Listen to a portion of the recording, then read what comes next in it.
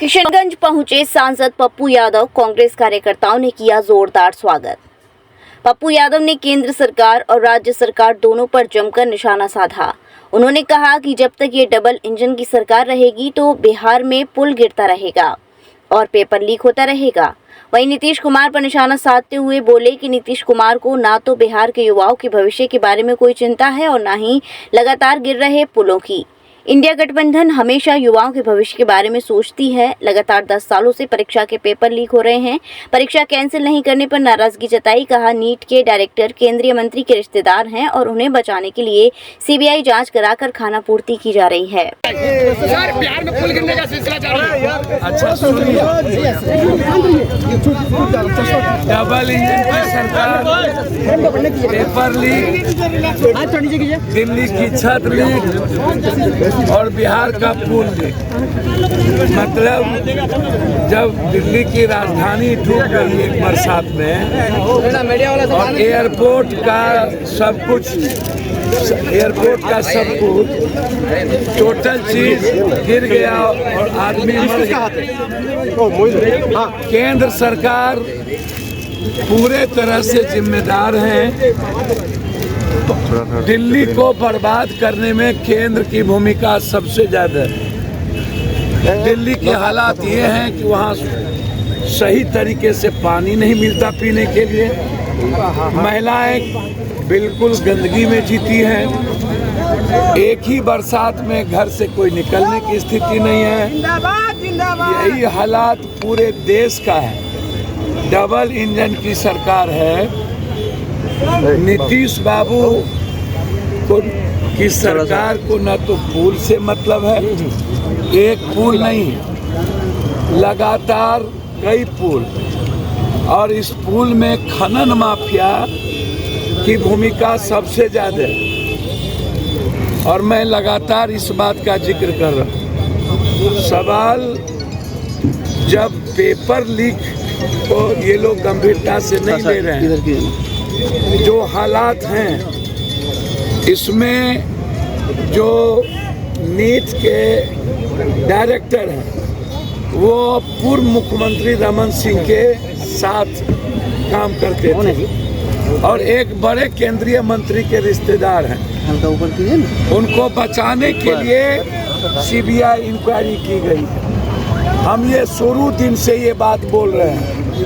Hashtag री NEET की बात हम शुरू दिन से बोल रहे हैं और पूरा देश में ये लोग राजनीतिकरण कर रहा है। परसों जब हम लोगों ने नीट के सवाल पर चर्चा हम लोगों ने उठाई, राहुल गांधी जी ने सरकार से अपेक्षा की कि हम लोग मिलकर बच्चों की जिंदगी के भविष्य के बारे में पहले सोचें। बच्चे आत्महत्या कर रहे हैं, देश के बच्चे डरे हुए हैं, उसके भीतर सुरक्षा की गारंटी जरूरी है। ये जो राष्ट्रपति अभिभाषण है ये हम लोग बाद में भी कर लेंगे।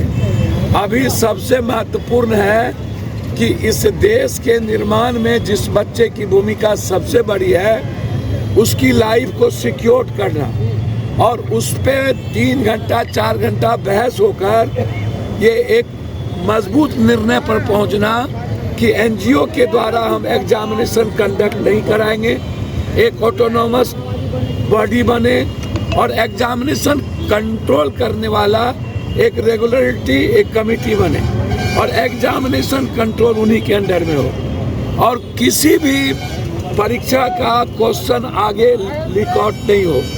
लगातार 10 सालों से हर परीक्षा का जो प्रश्न है वो लीक आउट हो रहा है। अभी आरबीआई का हुआ, पहले उन्होंने कहा नहीं हुआ, नीट का हुआ तो मंत्री ने कहा नहीं हुआ, फिर नेट का तुरंत हो गया। तो नेट का एग्जाम जब आप कैंसिल कर दिए तो नीट का एग्जाम आप क्या कारण है, कौन कौन लोग हैं इसके पीछे, और इसमें अरबों खरबों रुपया वसूला गया बच्चे के भविष्य के साथ। बिल्कुल समझ लीजिए आप कि आत्महत्या करने पर मजबूर किया गया। अंतिम जिस तरीके से लोकतंत्र को तानाशाह के तरह से चलाया जा रहा है। लोकसभा में, राज्यसभा में भी बंद कर दिए गए माइक, लोकसभा में भी बंद कर दिए गए। और सीनियर एमपी को तुम तड़ाक करना, जिस तरीके से हुड्डा साहब को तुम तड़ाक किया गया, यह मुझे लगता है कि लोकतांत्रिक तरीका नहीं है और ना ही सदन की मर्यादा।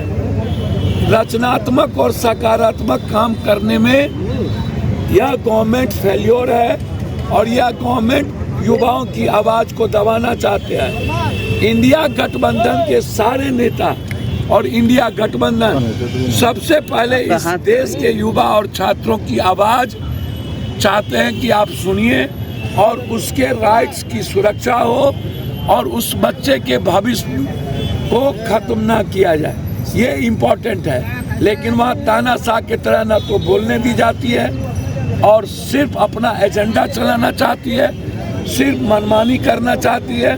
उन्हें कांग्रेस चालीसा के अलावा दूसरा कोई मतलब नहीं है, विपक्ष को ख़त्म करना चाहती है। इसीलिए यदि वो तानाशाह की तरह चलाए तो इस बार जो मजबूत विपक्ष है, जो लोकतांत्रिक व्यवस्था को मजबूत रखना चाहता है, ना वो डरने वाली, ना वो झुकने वाली और तानाशाह को खत्म करेगी या मजबूत विपक्ष। स्पीकर के साथ दुर्व्यवहार का आरोप लगा है आपके ऊपर। सर सुनिए, ऐसे ऐसे लोगों की चर्चा बंद करिए, समझ गए? स्पीकर से कोई बातचीत हुई नहीं। अब ऐसे लोगों की चर्चा करने लगते हैं आप, जिसकी चलिए वो बेटी है किसी की, मेरे लिए भी बेटी है, हम उनको कहेंगे कि ज्ञान सीखे, पढ़े लिखे, पहली बार आए हैं, बेटी की तरह काम करे। मेरी भी वो बेटी है, बेटी का ही तरह समझ। विशेष राज्य का दर्जा को चलो तो पहला ही मैंने नीट उसी दिन वोट के दिन ही #रीनीट और विशेष राज्य का दर्जा सर हमने पहला दिन ही बोल दिया है और इस पर कौन कंप्रोमाइज होगा भैया? सर सवाल ही नहीं उठता। यदि इसी तरह ये सौतेलेपन का व्यवहार करते रहे और हमारे इलाके को नेगलेक्ट करते रहे तो उत्तर प्रदेश में ये 3 स्टेट बनाने की बात कर रहे हैं, तो लोग यहाँ भी सीमांचल की डिमांड कर देगा। सर 2025 में उस वक्त हम कुछ नहीं कर पाएंगे, हम तो सीमांचल के साथ खड़े होंगे। ये फिलिस्तीन का नारा लगाया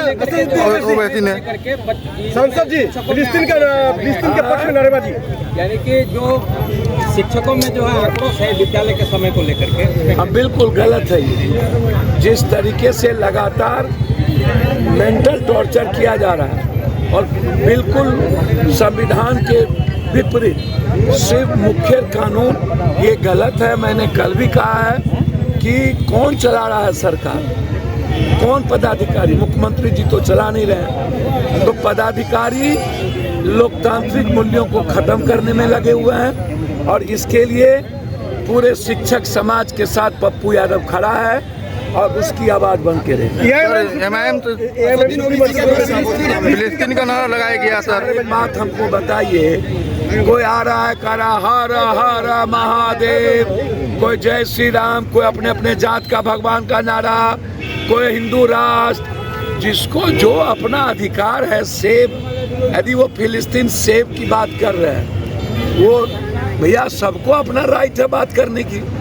उसमें आपको हमको पेट में दर्द, हम जनता की आवाज़ की बात हमने उठाई, #रीनीट, और हमने तो इसको दर्द हो गया सरकार को।